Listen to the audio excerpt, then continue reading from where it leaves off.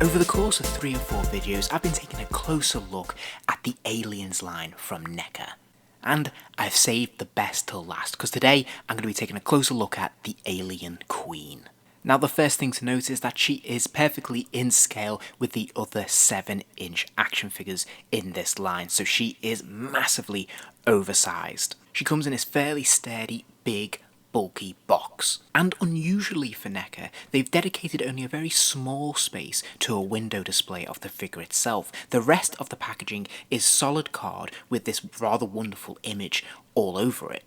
Now I think that's a very practical decision, as this bulky card is going to protect the action figure inside, which is very delicate, and that window display is a very thin plastic, so it is vulnerable to damage if not handled correctly. But there's just enough of a display to see the Alien Queen inside, and it is very tantalizing. Meanwhile, the outer packaging itself is very beautifully designed. It's a fantastic image that we have here that Neca have created in their own photo studio, and it accurately recreates a scene from the film. We have all those wonderful eggs on display, we have the poor soldiers and civilians who've been strapped to the walls there, and it looks really impressive. And interestingly, there's actually very little text to spoil this image, so it's very visually striking. This packaging on its own can be put on a shelf or put on display somewhere, and it looks pretty good.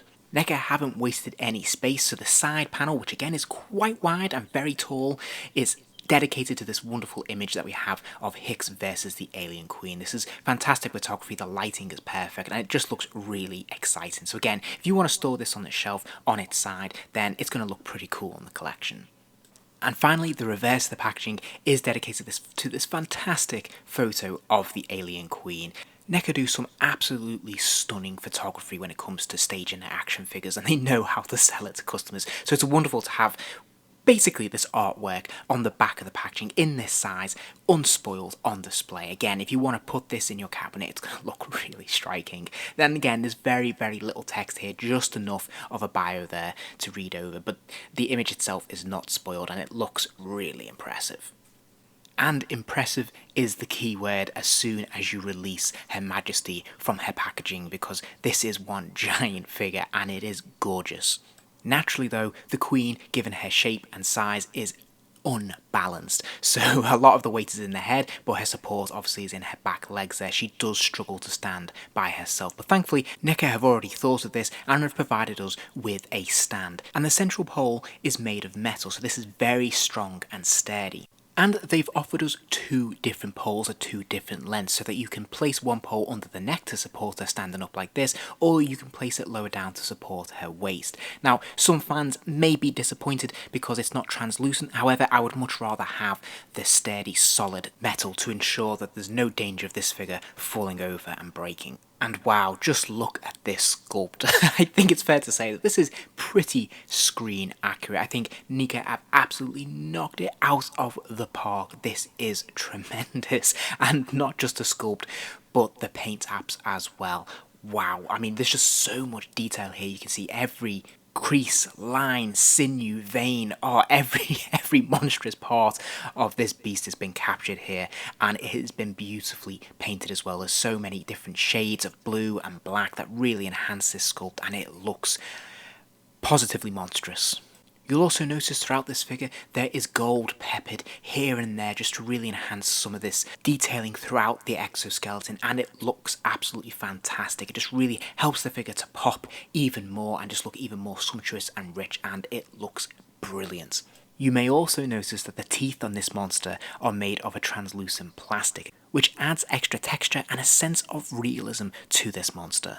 And Neca have gone one better because it is a hinged jaw, which means you can open that jaw up, and of course she comes with not 1 but 2 internal jaws. We have this fully extended one popping out of her mouth, which just slides in there, and again, even the teeth on this have that bone effect translucent plastic, which is really something. And then there's a much smaller, shorter version of this that is a bit tricky and a bit fiddly to squeeze into the mouth, and it, in my opinion, isn't that effective, so I would either go for the closed mouth or with the extended jaw. Amazingly, there's actually several points of articulation in the head as well. So not just the jaw, but the head itself also is on a ball joint, so it can look up and down a pretty healthy distance, and it can sort of wobble to side to side. But you also notice that the roof of the head actually comes forwards and backwards as well, just slides along there, which is a really cool and unexpected feature. And looking at the top of the head there, again, you can see this fantastic sculpt, but the wonderful paint taps that run through it, the black and the blues, the several different shades of each, and it just looks really, really striking and very screen accurate. Now the figure is mostly already assembled as one piece, but there are 6 spine spikes, for lack of a better term, that you have to plug in. They're on a ball joint and they're actually articulated, so you can position these in different positions, and again, it looks really good. And depending on what you do with them, can make the figure look a lot wider, a bit more menacing. And once again, they are beautifully sculpted and really, really nicely painted. There's so many different paints that have been used here, and it just looks really rich and sumptuous. And you can see that every part of this figure has been meticulously sculpted and painted. There's nothing that has been left untouched, even under the head of the figure, right the way down the spine. It's all been wonderfully taken care of.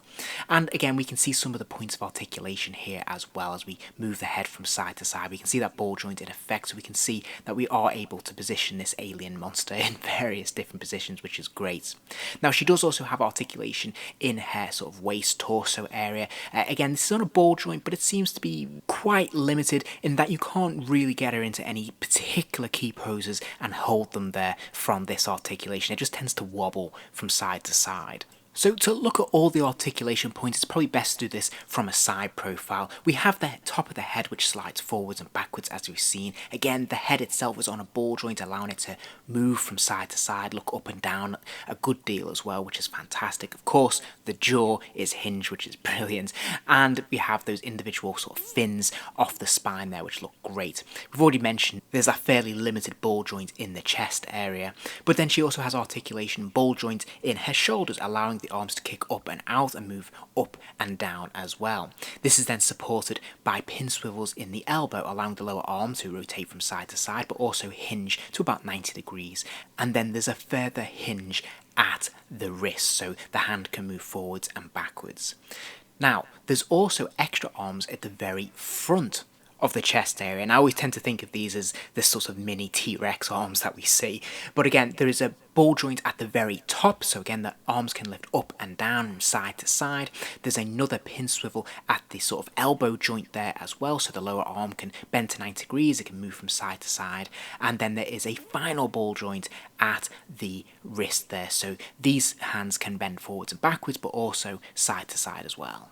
And we can see them in more detail up close here. Again, fantastically sculpted. We can even see the silver on the nails, which is absolutely glorious. We're seeing so much more of this monster than we actually see in the film, and they've done an incredible job because it looks incredibly screen accurate, but it also just, it's so rich, it's just so textured, and it just looks absolutely fantastic. And the articulation is the icing on the cake.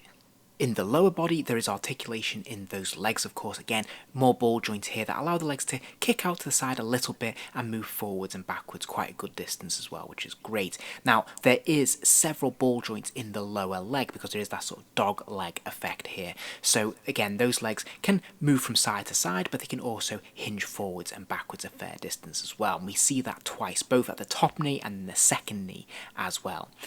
Lower down the leg, of course, we have the ankle, and there is an ankle pivot here, so that foot can hinge forwards and backwards, and there is toe articulation as well.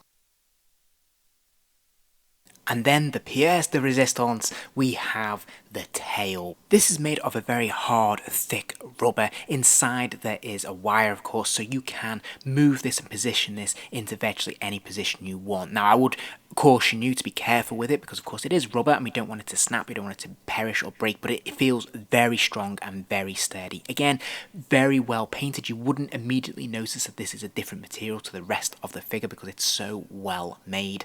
Neca have done a great job of disguising it, but also making sure that it has maximum posability, which is an absolutely wonderful compromise. It works really, really well. And to give you a sense of scale, here she is next to the 7-inch Ripley figure. As you can see, she absolutely towers above her. I'm not sure exactly how tall she is, but I'm guessing somewhere in the region of 15 inches. And suffice it to say, she is the centerpiece of the Aliens collection, in my opinion. That's partly down to the scale and size of this beast, but also it's the incredible amount of attention, care and love that has gone into this figure. I think if you are a fan of the Aliens franchise and you like the Alien Queen, you are not going to be disappointed by this release. This one has ticked all the boxes. It looks incredibly screen accurate. There's an incredible amount of texture, detail and wonderful paint apps, and there's even great articulation as well, which is mostly very well hidden. It's one of the stars, not just my Neca collection, but my entire toy collection. I just think this is an incredible piece of work. It really is wonderful.